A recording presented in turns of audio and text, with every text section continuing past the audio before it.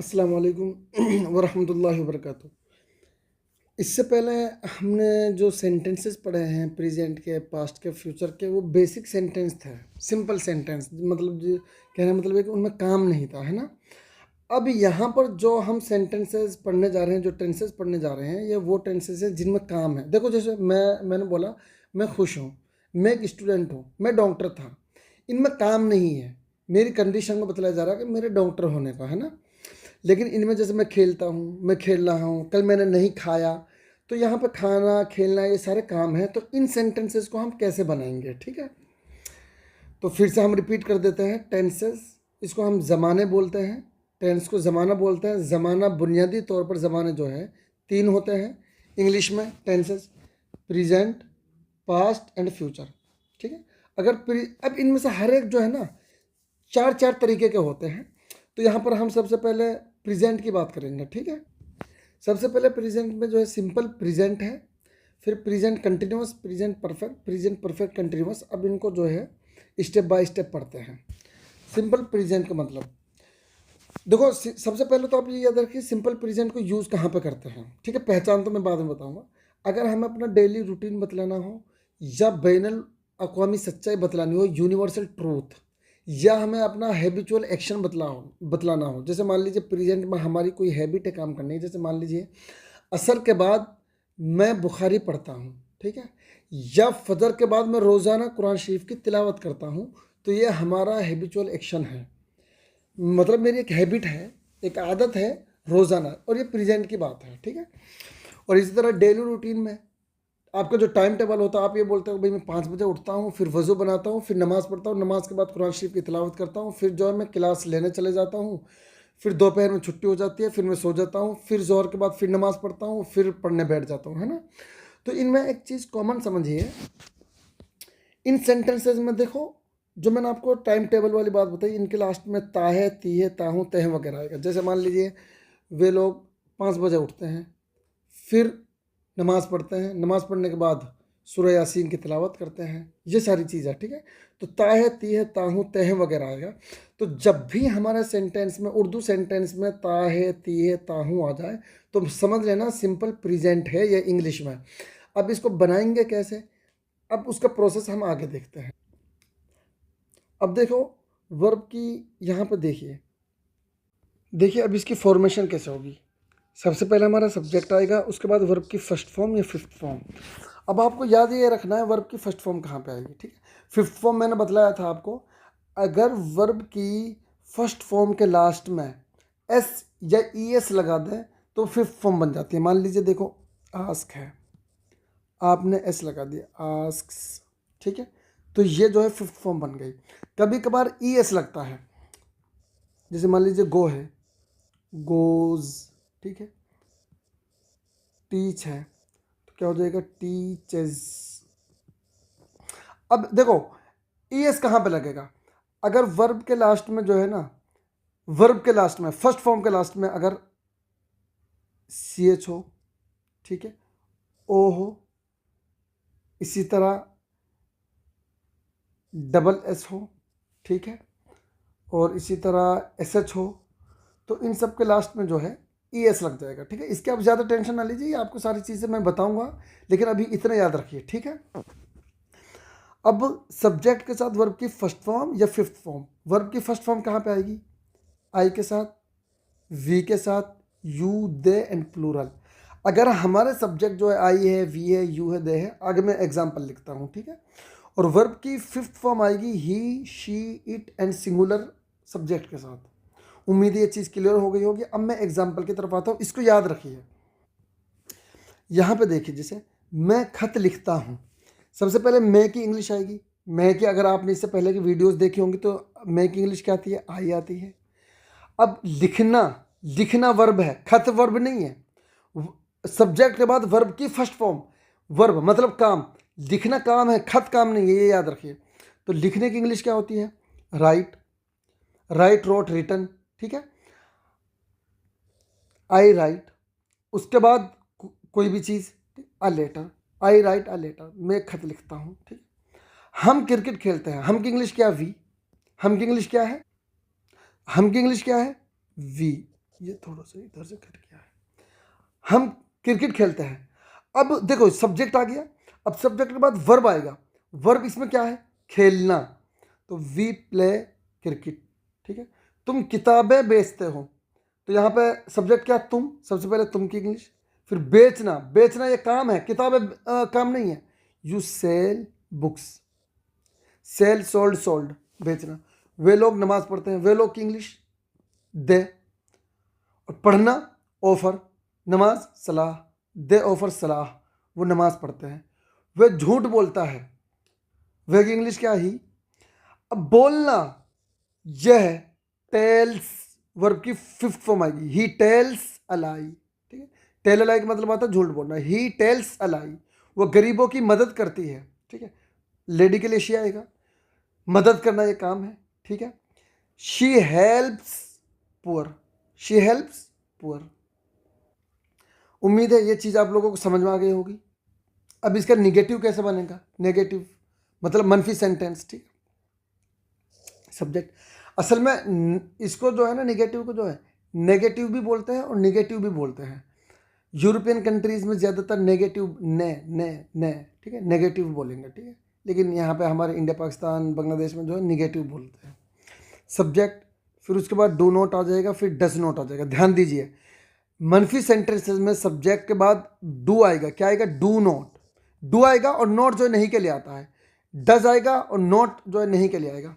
और वर्ब की first form, जब भी डू या डज आ जाएगा तो ये याद रखिए, वर्ब की फर्स्ट फॉर्म आएगी। जब भी डू या डज आ जाएगा हमारे सेंटेंस में, वर्ब की कौन सी फॉर्म आएगी? First form. अब डू कहाँ पे आएगा? I, we, you, they and plural, ठीक है। डज कहाँ पे आएगा? He, she, it and singular. जब भी डू एंड डज आ जाएगा तो वर्ब की कौन सी फॉर्म आएगी? First form. फिर ही, शी के साथ फिफ्थ फॉर्म नहीं आएगी, फिर सबके साथ वर्ब की फर्स्ट फॉर्म आएगी। सिर्फ आपको डिफरेंस याद रखना डू एंड डज का। मैं वक्त ज़ाया नहीं करता हूँ, मैं की इंग्लिश क्या है? आई। आई के साथ क्या आएगा? डू। देखो यहाँ पे आई डू, और ये नॉट नहीं के लिए आ गया। ज़ाया करना, waste time. I do not waste time. हम स्कूल नहीं जाते, हम की English we do not go to school. तुम क्रिकेट नहीं खेलते हो, you do not play cricket, you do not play cricket. वो लोग झूठ नहीं बोलते हैं, they do not tell a lie, they do not tell a lie, ठीक है। He does not write a letter, he does not write a letter, वो खत नहीं लिखता है। He does not write a letter. Does, he के साथ क्या आएगा? डज, डज, डज, ठीक है। डज किसके साथ आएगा? ही, शी एंड सिंगुलर के साथ। और लिखने की इंग्लिश राइट। अब राइट्स नहीं आया यहाँ पे, ये याद रखिए, राइट्स नहीं आया है, ये नहीं आएगा, राइट्स नहीं आएगा, ये याद रखिए, राइट आएगा, ठीक है। He does not write a letter. वह दूध नहीं पीती है, पीने के लिए drink, drank, drunk. She does not drink milk. आगे बात समझ में? अब इसका इंट्रोगेटिव के लिए कुछ नहीं करना है, जो ये डू एंड डज है ना, इनको बस पहले ले आएंगे और कुछ नहीं करना है आपको, और कुछ छेड़खानी नहीं करनी है। अब यहाँ पे देखिए इंट्रोगेटिव सेंटेंस, कुछ नहीं करना है आपको, जो डू एंड डज है ना, बस उसको याद रखना है। तो किसके साथ डू आएगा, कहाँ पर डज आएगा, प्लीज इसको डो मत पढ़ना, ठीक है। बस इनको पहले लेकर आना है। डू एंड डज आ जाएगा पहले, फिर उसके बाद सब्जेक्ट, सब्जेक्ट और वर्ब की फर्स्ट फॉर्म, ठीक है। डू एंड डज, वर्ब की सब्जेक्ट आएगा, वर्ब की फर्स्ट फॉर्म। अच्छा, इसमें जो है ना इंट्रोगेटिव में निगेटिव भी तो हो सकता है। देखो, एक तो होता क्या मैं खेलता हूँ, एक होता क्या मैं नहीं खेलता हूँ। तो यहाँ पे देखिए डू एंड डज, सब्जेक्ट, फिर उसके बाद नोट आएगा। अगर सवाल में नहीं भी आ रहा है तो सब्जेक्ट के बाद नोट आएगा, फिर वर्ब की फर्स्ट फॉर्म, वर्ब की फर्स्ट फॉर्म। उम्मीद है ये चीज़ें आपको समझ में आ गई। जैसे क्या मैं खेलता हूँ, अब देखो क्या मैं खेलता हूँ, जो क्या है ना, क्या, अगर मैं डू को पहले ले आऊँगा, ये डू जो है ना पहले आ जाना डू का, यही इस क्या का मीनिंग देगा। डू आई प्ले, क्या मैं नहीं खेलता हूँ, डू आई नॉट प्ले, ठीक है। डू आई नॉट प्ले, क्या मैं नहीं खेलता हूँ। क्या वो किताब लिखता है, डज, ही के साथ क्या आएगा, वे की इंग्लिश ही आता है, ही के साथ क्या आता है, does. Does he right a book, does he right a book. क्या वो किताब नहीं लिखता है, does he not write a book, does he not write a book. अच्छा, आगे बढ़ने से पहले ना कुछ ये वर्ड से इनको याद कर लीजिए प्लीज़, ये बाजू में यहाँ पे लिखे हुए हैं। हाउ का मतलब कैसे, हु का मतलब कौन होता है, वेयर का मतलब कहाँ, वेन का मतलब कब, हुज का मतलब किसका किसकी, वूम मतलब किसे किसको, WHOM, वूम किसे किसको, वूम किसे किसको, विच कौन सा कौन सी, हाउ मच का मतलब कितना कितनी, हाउ मैनी का मतलब भी कितना कितनी होगा, ठीक है। अब आगे बढ़ते हैं। देखो इनको जो है ना, इनको इन सबको क्वेश्चन वर्ड कहा जाता है, ठीक है, इसका ख्याल रखिए आप, ठीक है। इन सबको जो है WH फैमिली भी कहा जाता है। इन सबको जो है, जो ये मैंने लिखवाए हैं, इन सबको WH फैमिली कहा जाता है, क्वेश्चन वर्ड कहा जाता है, ठीक है, इस बात। अब देखिए, अगर हमारे इंट्रोगेटिव सेंटेंस में जो सवालिए जुमले हैं, अगर उनमें क्वेश्चन वर्ड आ जाए, कहाँ कब कैसे, तो सबसे पहले इनकी इंग्लिश आएगी। WH फैमिली में से अगर कोई हमारे हिंदी सेंटेंस में, उर्दू सेंटेंस में आ रहा है, जैसे कहाँ कब, तो सबसे पहले इनकी इंग्लिश आएगी, ठीक है। तुम कहाँ रहते हो, कहाँ की इंग्लिश वेयर। फिर तुम की इंग्लिश क्या होती है, यू, और यू के साथ क्या होता है, डू, तो इसलिए डू पहला गया। Where do you live, question mark लगेगा यहाँ पे, ठीक है। वो किसको पढ़ाता है, ठीक है, वो किसको पढ़ाता है, वो पढ़ाता ही, और क्योंकि क्वेश्चन हो रहा है तो इसलिए वर्ब की फर्स्ट फॉर्म, जब भी डू एंड डज आ जाएंगे तो समझ लेना वर्ब की फर्स्ट फॉर्म लगेगा। किसको, वूम, वूम डज ही टीच, वूम, ये क्या है, वूम है, ठीक है, इसका पढ़ने, वूम डज ही टीच, वो किसको पढ़ाता है।